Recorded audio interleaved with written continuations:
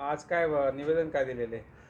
आज विश्व हिंदू परिषदेचे सर्व कार्यकर्ते यांनी काल जो मला बातमी आली होती की DPTCच्या बैठकीमध्ये जालना शहरामध्ये एक मोठा कत्तलखाना उघडणार अशी एक बातमी आम्हाला समजली।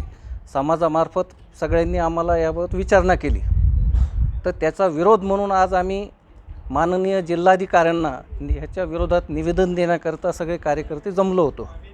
तर ह्याच्या संदर्भात माननीय जिल्हाधिकाऱ्यांसोबत आज व्यवस्थित शांतपणे चर्चा झाली व त्यांनी आम्हाला असं कळवलं की असा कोणताही निर्णय DPTCच्या बैठकीमध्ये झालेला नाही। अशी व्यवस्थित चर्चा करून आम्हाला आमचं समाधान केलं।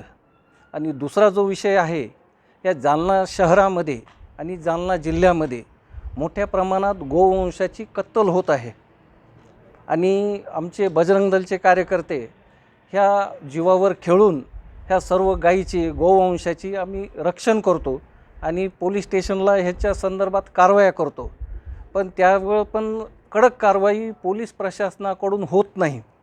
याबाबत देखील आम्ही आमचा जो अडचणी आहेत ह्या जिल्हाधिकाऱ्यांपुढे सांगितल्या आणि ह्या अडचणी पुढे येणार नाहीत असं आम्हाला आश्वासन माननीय जिल्हाधिकाऱ्यांनी दिलेलं आहे। काय नाव आपलं? मी ॲडव्होकेट अतुल उपाध्ये, जिल्हा मंत्री, विश्व हिंदू परिषद, जालना।